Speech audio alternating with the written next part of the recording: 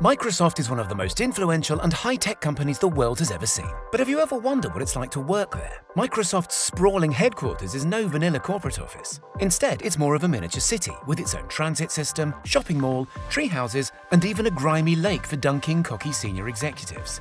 And that's before we get into the secret underground tech labs where the very future of our online lives is being developed, or the hallway where high fives are mandatory. So join us today as we don our trusty lanyard and delve deep inside the Microsoft headquarters.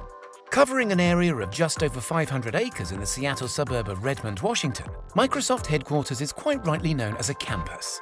And just like a university or college campus, it comprises dozens of buildings, over 100 all told, as well as sports fields, woodland trails, and secluded courtyards for taking well-earned breaks. The company moved onto this site, a former chicken farm, in February of 1986, just a month before going public and commencing its meteoric rise to the top of the tech sector. Initially, just 6 buildings were constructed, with a capacity of 800 employees. Today, by contrast, some 50,000 people work on the Redmond campus.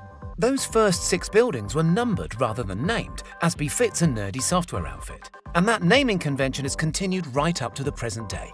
Employees navigating Microsoft's rambling campus using its own dedicated fleet of hybrid minibuses have to constantly keep track of what number building does what.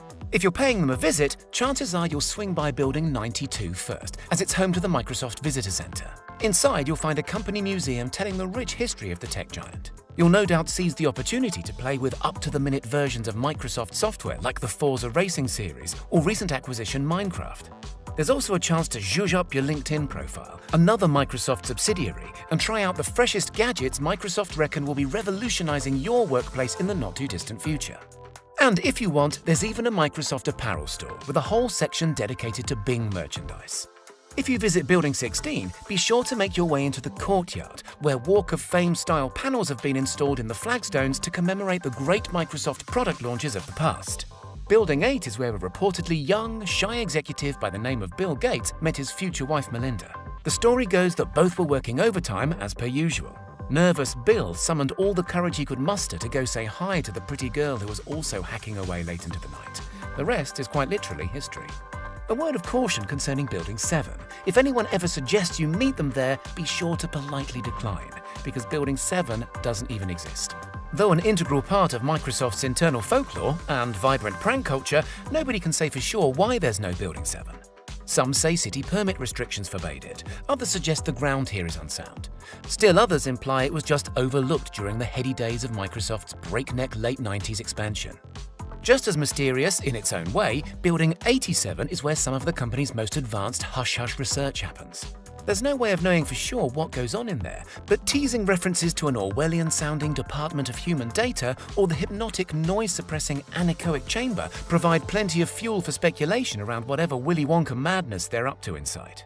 Elsewhere, and a little more visible in terms of what it does, is the Maker Garage. Referencing the company's humble beginnings back in the Gates family's Albuquerque carport, the garage is a workshop set aside for employees to try out ideas they've been tinkering with in private. It's fully equipped with laser cutters, 3D printers, soldering gear, and every kind of tool you can imagine. The garage also hosts regular challenge nights, where staff explore the possibilities of the Internet of Things and even the futuristic science of biohacking. But it isn't all work and no play at Redmond, far from it. The campus also provides lots of opportunities for stressed engineers to unwind, including not 1 but 2 soccer pitches, a basketball court, softball nets, a green for playing Bulls variant bocce ball, and a handful of beach volleyball nets. There's even running trails, or if that sounds a bit too strenuous, inside several of the labyrinthine office buildings you'll encounter random pool tables and college campus classic ping pong. To help employees put in the long shifts necessary to keep Microsoft on top in a fiercely competitive marketplace, the company has provided the ultimate shared amenity. The Commons, first introduced to the Redmond campus in 2009, is a 2-story, 1.4 million square foot mall with ample retail space and dining options. Microsoft makes a point of supporting local Seattle business, which is why hungry punters who visit the Commons can sup on their Pike Place coffee as they nibble on their flying pie pizza. In terms of retail, there's everything here from guitar stores to bike repair workshops,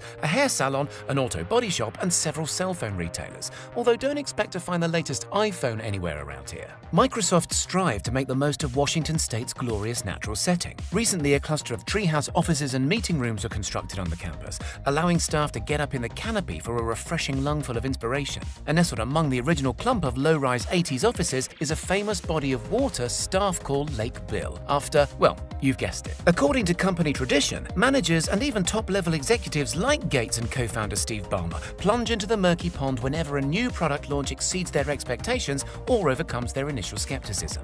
All this is designed to foster a culture of collaboration and a sense of family at Microsoft. And if you're lucky enough to visit the Microsoft campus yourself, be sure to play along, especially when you pass someone in the famous high-five corridor. What could be more fun than that?